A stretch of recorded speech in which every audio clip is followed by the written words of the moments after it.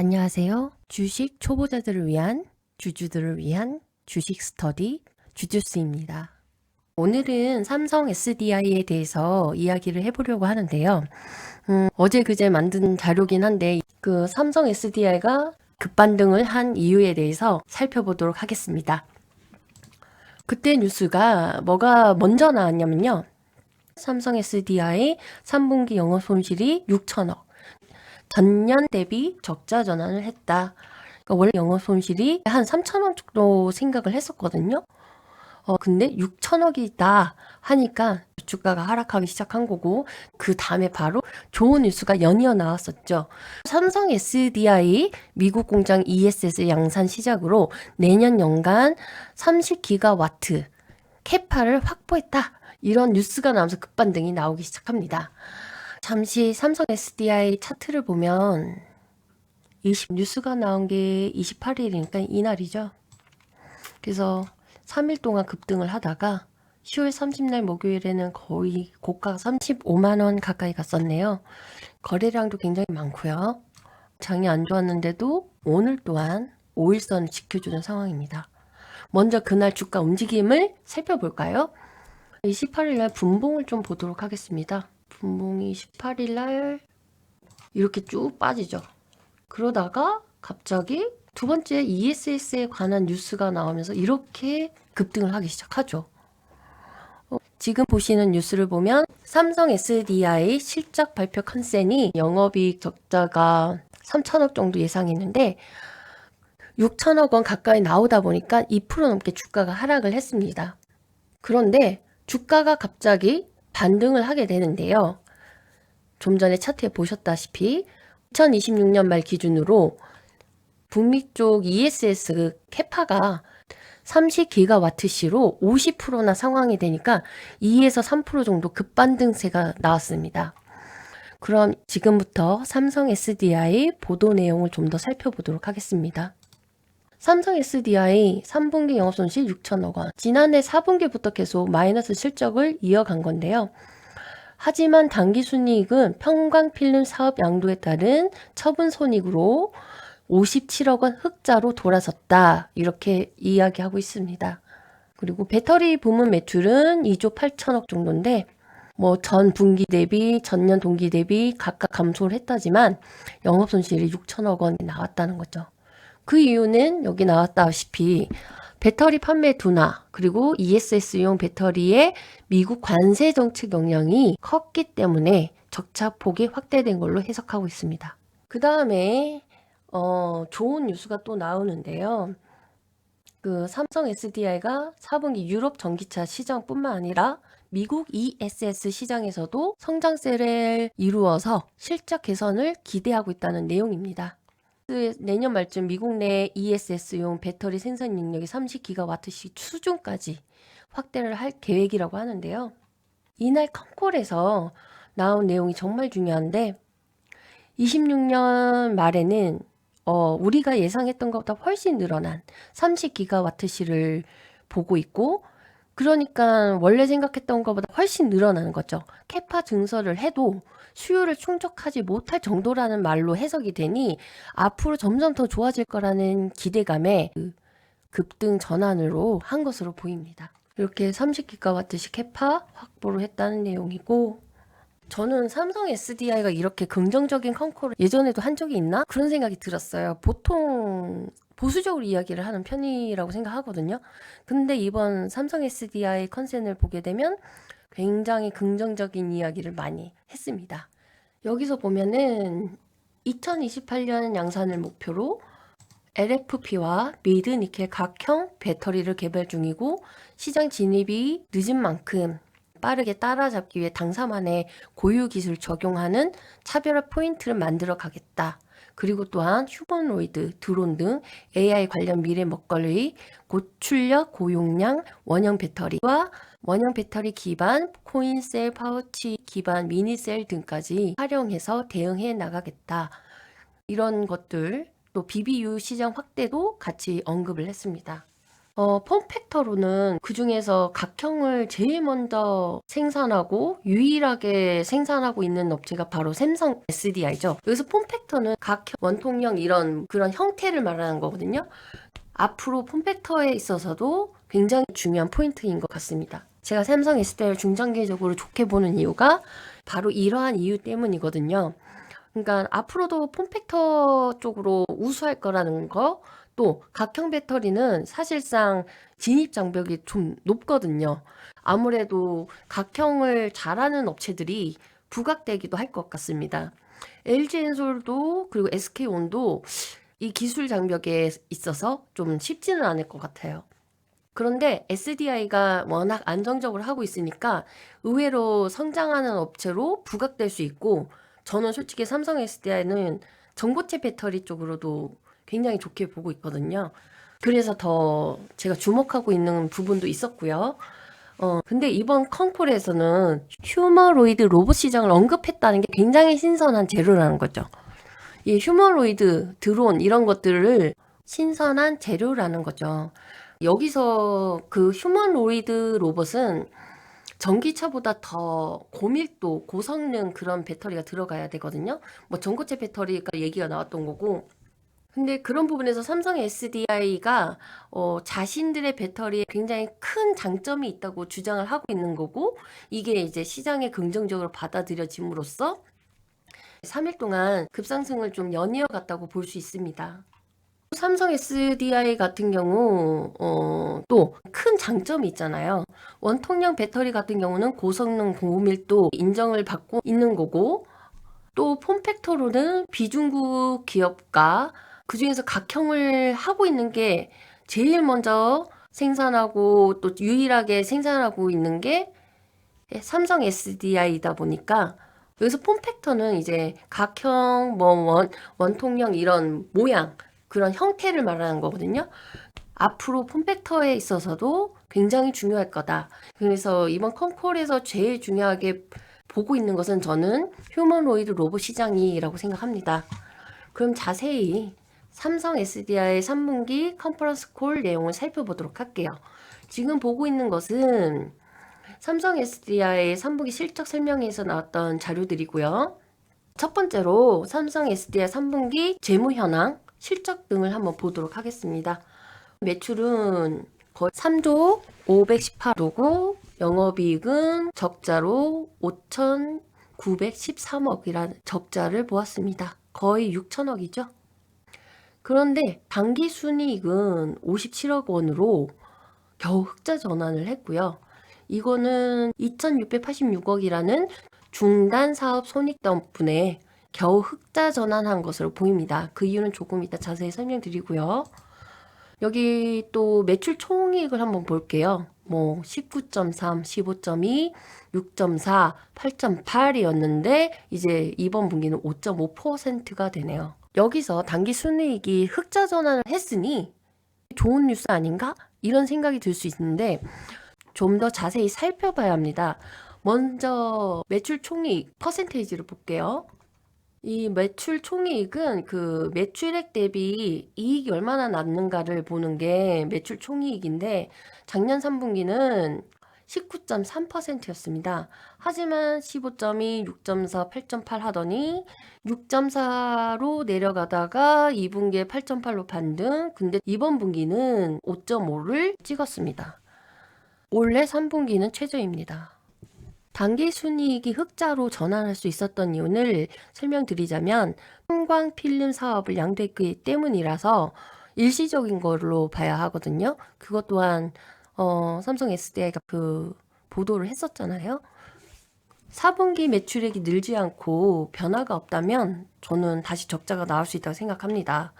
매출 총이익에서 비용들을 차감하면 영업이익률이 나오는데 매출 총이익 퍼센테이지와 그 영업이익 퍼센테이지를 보면 이렇게 보면 적자폭이 커지는 게 보입니다.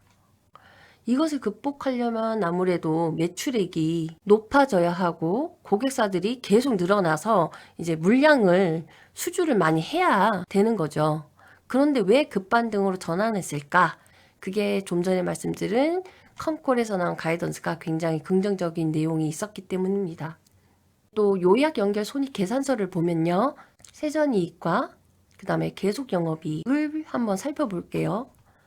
적자폭이 2,500, 2,200, 1,700 이렇게 적자폭이 줄어든 이유는 이제 법인세 비용을 일부 환급받아서 그렇다고 하고, 또 이번 3분기 계속 영업 손익은 지금 보시면 2,630억이 적자. 근데 중단 사업 손익은 2,686억이 이익이 난 거죠.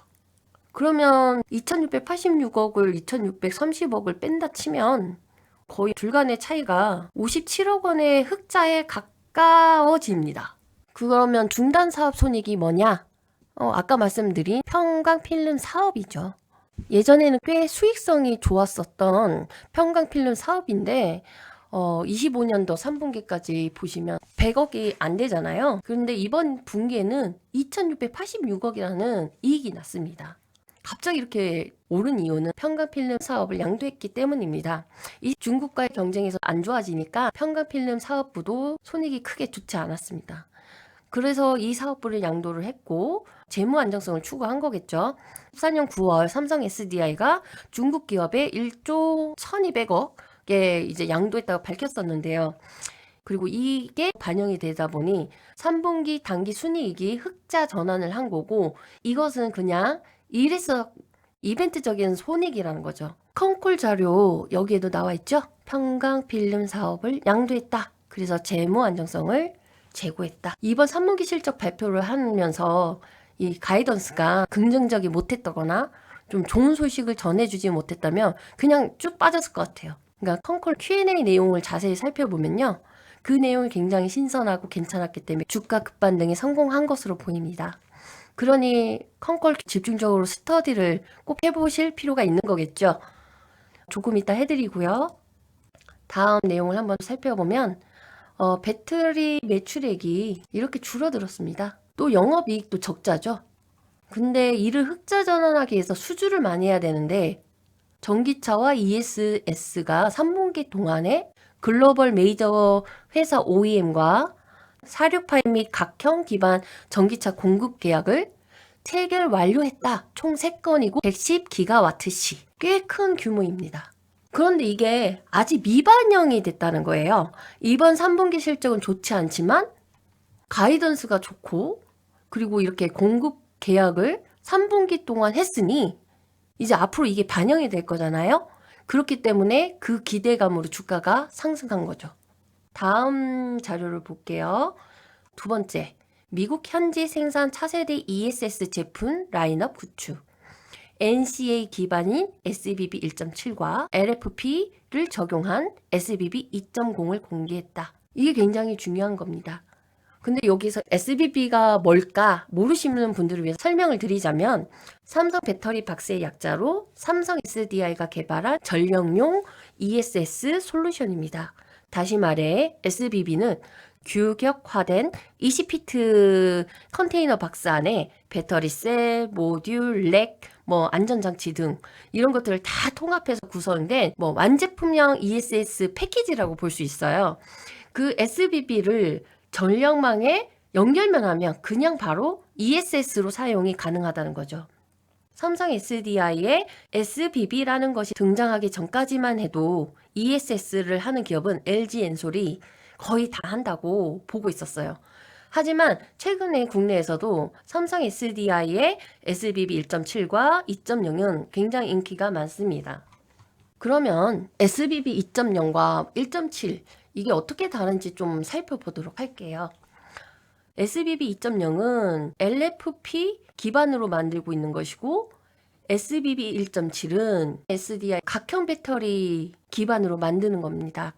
그래서 SBB 1.7 같은 경우에는 삼성 SDI가 공략하고 있는 고성능 시장에 대한 대응 전략을 짜고 있는 것이고 게다가 컨테이너 크기는 그대로 하는데 용량을 약 17%를 높였다고 하잖아요. 그러면 공간 제약이 있는 도심 지역, 제한된 부지에는 굉장히 큰 경쟁력이 될 거라고 예상하고 있다고 합니다. 공간 효율성을 꼭 확보해야 하는 기업일수록 돈을 조금 투자하더라도 프리미엄이 라인 SBB 1.7을 공략하는 거고요. 그런 것보다 훨씬 더 양산형으로 만들 수 있다는 게 SBB 2.0인 LFP 라인들도 이제 가지고 있는 겁니다. 북미 ESS 시장에서는 그 안전 기준이 강화되고 있고 LFP 수요도 증가하고 있으니 SBB 2.0은 대중적인 수요를 충족하면서 그리고 또 점유율 확대에 유리할 것 같습니다. SBB 2.0은 삼성 SDI가 3원계, 즉 하이엔드 시장뿐만 아니라 그 LFP 시장까지 범위를 넓히면서 하고 있다는 게 중요한 포인트인 것 같습니다. 그래서 SBB 2.0을 가지고 엔솔과의 경쟁이 있을 수 있겠죠. SBB 2.0과 1.7 차이점이 있긴 하는데 공통점이 있습니다. 그건 여기 나와 있는 침식 소화 EDI 기술인데요. 이 기술을 설명을 하면 그 비정상적인 발열이나 온도 상승이 발생했을 때 자동으로 반응해서 확산을 차단하는 삼성 SDI만의 독자적인 기술입니다.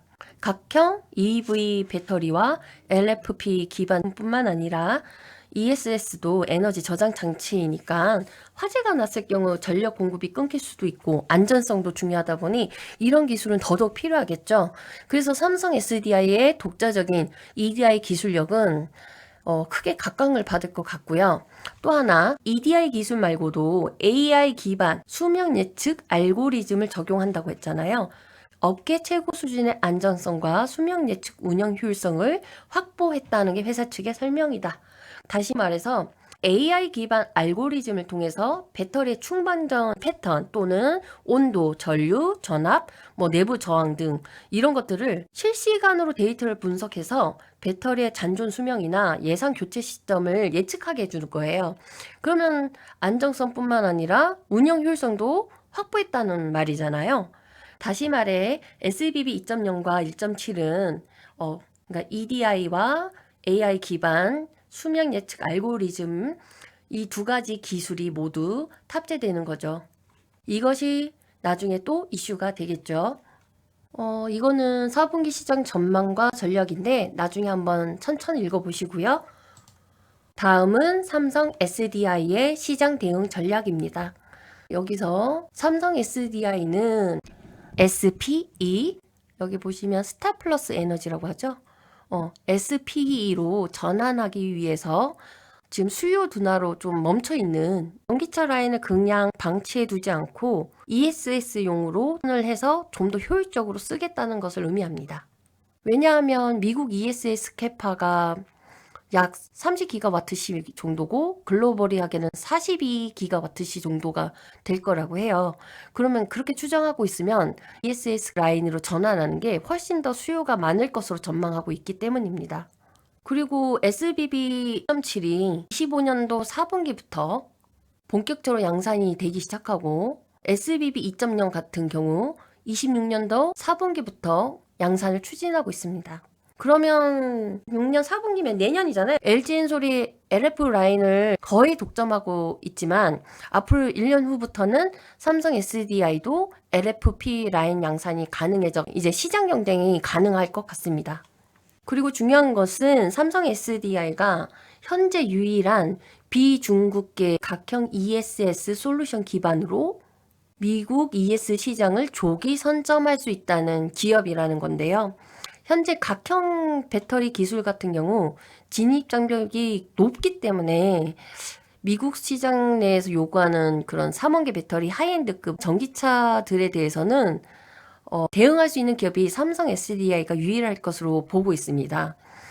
그래서 저는 삼성 SDI를 좋게 보고 있었고요. 그럼 1년 정도 지나 2020년 4분기부터는 SBB 2.0으로 LFP 라인까지 양산형 모델을 만들어낼 거라고 하는 거잖아요. 그러면 SDI 전망이 점점 좋아지는 거잖아요. 그럼 삼성 SDI 전망이 점점 좋아지니 기대감이 높아지는 거죠. 다음 내용을 보겠습니다. 여기서 중국산 규제 강화와 안정성이 높은 각형 폼팩터에 대한 선호도 증가로 미국 내 각형 캐파를 보유한 업체들이 기회가 많아질 전망이다.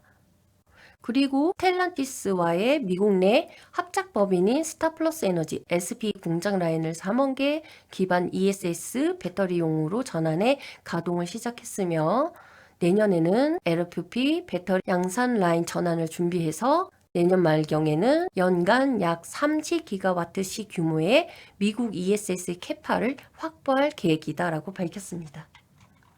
여기 보시면 이제 전기차의 수주가 지속 확대된다는 내용인데요.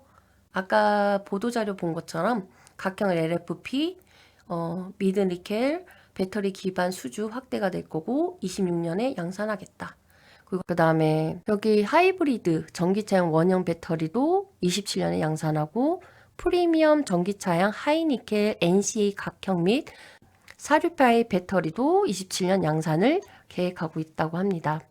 그리고 전기차용 배터리 수요가 감소하고 그런 가운데 소비자 수요가 볼륨 및 세그먼트로 이동을 했기 때문에 이런 시장을 공략하고 그 하이브리드 EV로 수주를 확대하면서 이제 판매 포트폴리오 다각화를 하겠다고 밝혔습니다.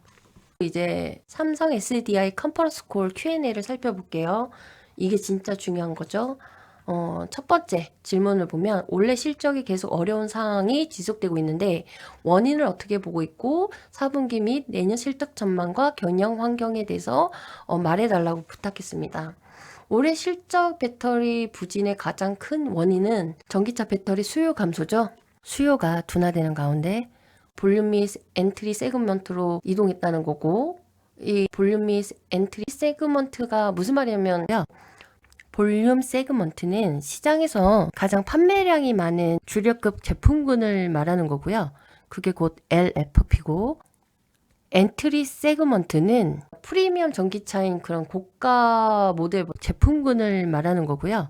그리고 여기 JV 파트너사라고 했는데 이거는 그 삼성 SDI와 함께 배터리 공장 공동으로 설립하거나 운영하는 그런 자동차 제조사 스텔란티스, GM, BMW 같은 회사를 말하는 거고요. 그러면 실적 왜 부진했느냐? 시장 자체가 볼륨 엔트리 쪽으로 저가형, 대중형 전기차로 소비자 수요가 이동을 했다는 거고 하이엔드급을 공략하고 있는 SDI 입장에서 굉장히 힘들었다는 거죠. 그래서 당장은 실적이 안 나오는데 좀 장기적으로 봤을 때 전기차에서 ESS가 중요해지고 무게 제약이 좀 있는 로봇 또는 드론 시장까지 그런 제품에서는 고사양 고밀도 배터리가 요구되잖아요. 그런 측면에서 삼성 SDI가 각광을 받을 수 있다고 보여집니다. 2026년도 경영 환경을 좀 살펴보면요. 미국 전기차 보조금이 9월 30날 종료되어서 영향을 받았는데 그런데 유럽은 지금 다시 보조금이 재개되고 있어요. 대표적인 게 영국이고 또 이탈리아, 스페인도 마찬가지고요. 예전에는 보조금을 축소하거나 아예 없앴는데 지금은 다시 재도입하는 분위기입니다.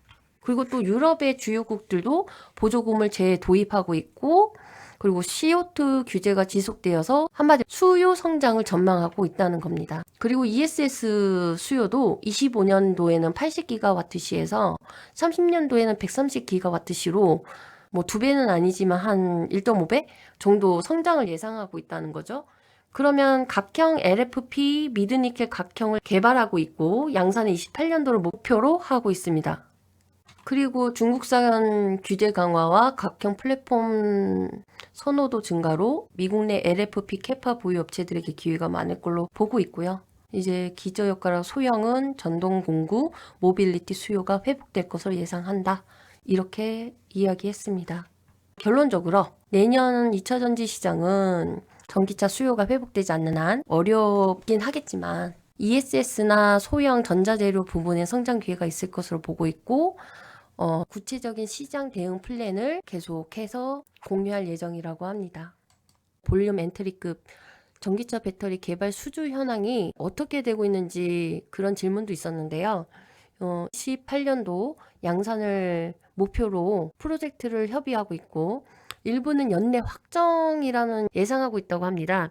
그러니까 그러면 빠르면 남은 2달 동안 이제 나올 수 있다는 건데 예상대로 나왔으면 좋겠고요. 두 번째, AI 인프라로 주목받고 있는 미국 ESS 시장 전망과 공급 과잉 우려는 없는지, 그리고 ESS 캐파 계획이 어떤지 이제 질문했는데요. 미국 ESS 시장은 수요가 출하 기준으로 2025년에 약 80기가와트시고 2030년이 되면 130기가와트시 수준으로 빠르게 성장할 전망이라고 합니다. 한 1.5배 정도의 성장을 예상하고 있는 겁니다. 그리고 공급 과잉 우려가 일부엔 있지만 ESS 배터리 현재 캐파 커버 비중이 30% 수준밖에 안 된대요. 향후 관세 강화나 PF 기준 충족 필요에 인해 중소형 배터리 사용이 감소할 것을 예상한다 이렇게 나와 있는데 미국 내 현지화 체계 구축이 아직 걸리기 때문에 당분간은 캐파 부족이 지속될 것을 전망한다고 합니다. 한마디로 배터리 업체들이 본격적으로 캐파를 늘리더라도 지금은 부족하다는 거죠. 그러니까 기대감이 있는 거고 2030년이 되어서야 수급 밸런스가 맞춰질 거로 예상을 하고 있으니 이제 투자자들에게는 삼성 SDI의 기대감을 키울 없는 그런 말이 나온 겁니다. 그러니까 현재 ESS용 각형 배터리를 전환을 통해서 내년 말까지 30기가와트시 규모의 미국 캐파를 확보할 거고 현재 캐파를 활용해가지고 라인을 전환한다고 했잖아요. 그렇게 해서 성장세를 이어가 보겠다는 의지가 보이고요. LFP 미드니켈 각형 배터리를 개발 중에 있고 원가 경쟁력 확보 및 제조 효율화 추진 SCM, 글로벌 SCM 최적화라는 게 뭐냐면 서플라이 매니지먼트라고도 하죠. 공급망을 어떻게 관리하는지 질문을 했습니다. 삼성 SDI 같은 경우 원가 경쟁력 확보를 위해서 이렇게 제조 효율화, 소재 개발, 부품 국산화를 확대, 스테인리스 공정 속도를 향상시키려고 노력하고 있다고 합니다. 다음은 질문으로 세 번째 질문으로 미국 ESS 사업 수주 현황 및 대형 고객사와의 협력 가능성, 또 휴머노이드 로봇 시장에 대한 전망과 그것에 관련된 배터리 준비 상황에 대해서 질문이 있었는데요. 휴머노이드용 배터리에 대해서는 최근 로봇 배터리 시장은 AI와 결합해서 빠르게 성장 중이다 이렇게 나와 있는데요. 휴머노이드 로봇용 배터리 시장은 이제 5년도에는 20만 대 수준이었는데 2030년대에는 600만 대 이상으로 성장할 것을 전망했습니다. 30배죠.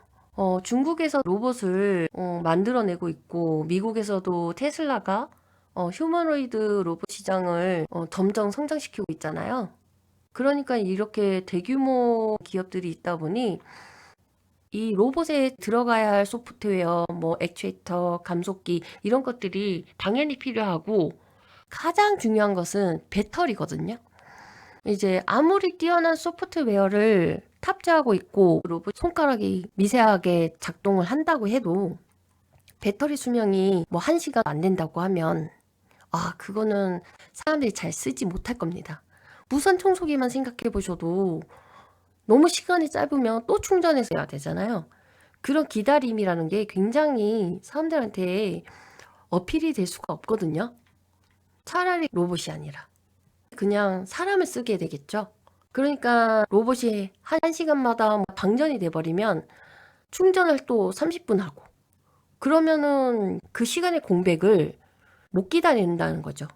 차라리 저임금 노동자들을 쓰는 게 훨씬 더 낫다는 거죠. 그래서 결국 휴머노이드 로봇이 사람을 대체하려면 배터리 수명의 안정성과 지속성이 확보가 되어야 된다고 생각합니다.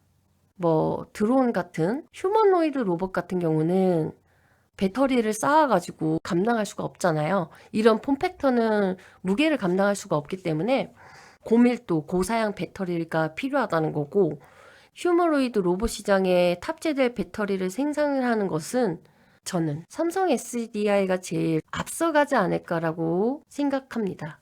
그러니까 여러 로봇 고객사가 정동 공구 시장에서 검증된 당사 원형 배터리를 채택 중이며 다수의 로봇 업체와 추가 협력을 논의 중에 있고 그러니까 어떤 고객사인지는 모르겠지만 나중에 진짜로 협력을 통해 가지고 앞으로 본격적인 계약도 나오겠죠.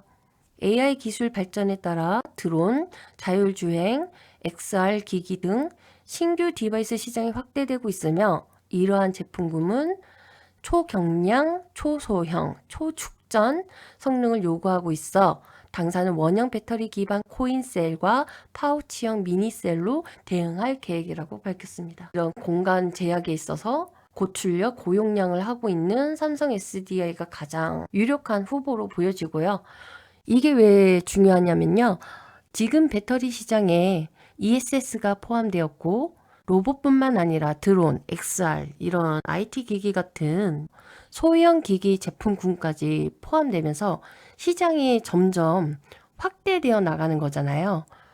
전기차 배터리 정책이나 ESS 정책 영향을 좀 덜 받게 될 수도 있고 그러면 전기차용 또는 ESS만으로 쓰는 게 아니라 여러 분야에서 다양한 곳에서 쓸 수 있는 제품들 쪽으로 넘어가는 단계의 것을 보여주고 있는 것 같습니다.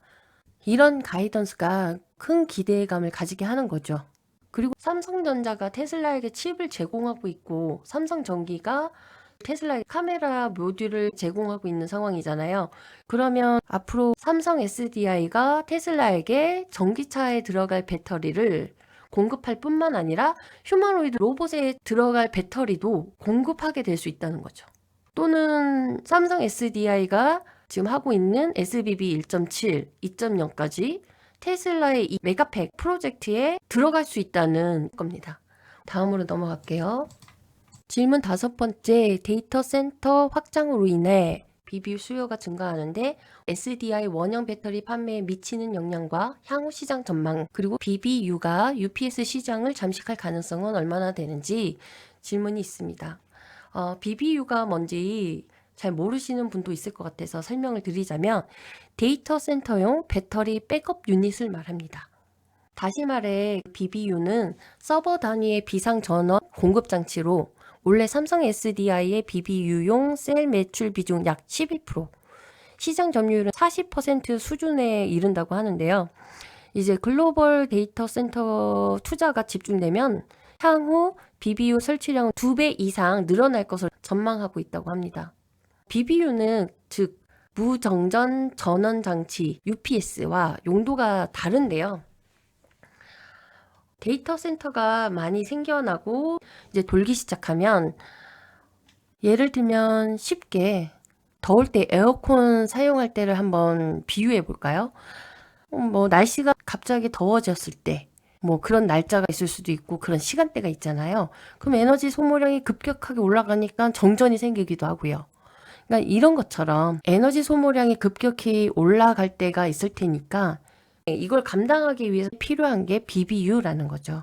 그럼 AI 시장이 커지면 커질수록 이런 에너지의 수요 변동성이 더 커질 텐데 백업 유닛이 더 필요해질 수밖에 없다는 걸 의미하는 거잖아요. 그리고 미디어가 이런 백업 유닛에 대해서 고사양 ESS가 좀 필요하다는 말이 있었거든요. 삼성 SDI 백업 유닛이 더 필요해질 수밖에 없다는 생각도 해보게 됩니다. 그럼 이렇게 배터리 백업 유닛도 그 중요성이 좀 부각받을 것 같거든요. 잠깐 좀 설명을 하자면 그리고 미국 엔비디아가 10월에 오픈 컴퓨터 프로젝트 서밋에서 AI 인프라 구축에 ESS 도입 효과를 굉장히 많이 강조를 했거든요. AI 데이터 센터에 ESS를 사용하면 부하 변동이 줄고 과도한 투자를 피할 수 있기 때문에 앞으로 점점 더 필수가 되지 않을까라는 이야기를 했습니다. 이처럼 ESS 도입이 확대가 되면 2차전지 업체들의 실적 전망도 밝아질 수밖에 없는 거죠. 앞으로 이런 배터리 백업 유닛을 활용될 수 있는 게 SDI의 SBB 1.7이나 2.0이 될 수 있겠다는 기대감이 있다는 겁니다. 마지막으로 실적 둔화와 지속적인 시설 투자로 인해 자금 조달이 계속 필요해 보이는데 시설 투자 계획 변동이나 추가 유상 증자 계획이 있느냐 또는 삼성 디스플레이 지분 같은 보유 자산 활용을 통해 자금 조달 방안이 무엇인지 물어봤습니다. 한마디로 투자자들이 걱정한 게 유상 증자잖아요. 지금 영업이익이 적자를 기록하고 있기 때문에 그런 걸 물어본 겁니다. 흑자를 기록하고 있다면 이런 질문 안 하겠죠. 근데 2차 전지 회사들이 굉장히 어려움을 겪고 있는 상황이니까 어떻게 할 건지, 또 지금 평강 필름 사업 양도로 1조의 돈은 어디에 투자할 건지, 또는 캐파 증설 계획 같은 게 있는지 물어봤습니다. 예, 현재 시설 투자는 시장 상황에 따라 투자 시점을 조정하고 있고, 신규 라인을 늘리기보다 기존 라인, 아까 말했잖아요. 라인을, 전기차 라인을 ESS용 라인으로 전환해서 활용하는 등 기조 설비 대신 투자를 효율화할 예정이라고 하고요. 이제 투자 자금 조달에 관련해서는 최근 평강필름 사업을 양도해서 확보했잖아요. 그래서 자금 부담을 완화했으니 추가 유상증자 계획은 전혀 검토하고 있지 않다고 안심을 시켰습니다. 마지막으로 추가적으로 덧붙여서 보조금에 대해서 이야기를 좀 더 자세히 해드리면요. 배터리와 관련된 보조금이 두 가지가 있거든요. 그러니까 지난 시간에 설명을 해드렸죠. AMPC라는 게 있습니다. 투자 세액 공제를 내년부터 받기 위해서는 이제 외국 기업이 제공한 부품 뭐 이런 것들을 제조 원가의 45% 넘으면 안 된다는 거죠. 그러니까 ESS를 이제 설치를 할 때 이 투자 세액 공제를 받게 돼 있어요.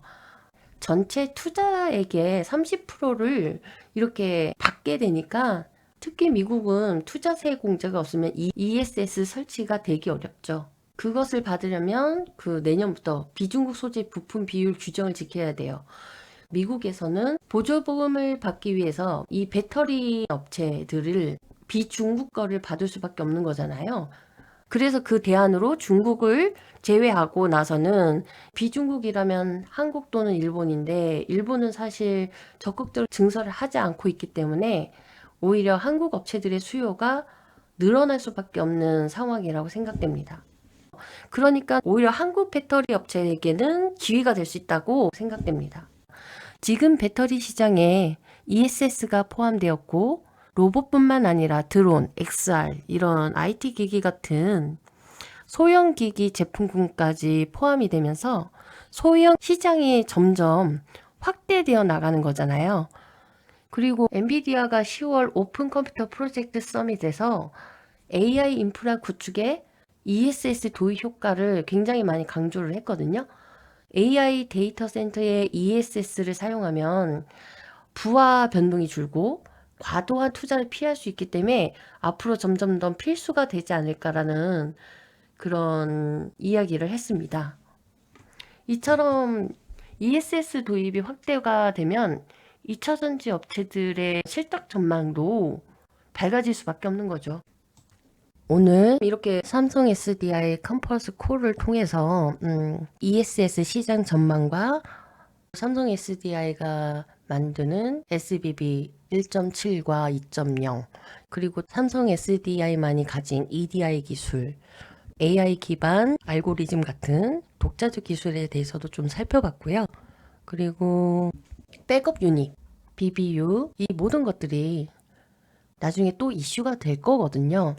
2차 전지 섹터가, 전기차 수요가 이제 낮아짐에 따라 그 전기차 배터리 쪽으로는 아직 회복이 더딘 상태인데요.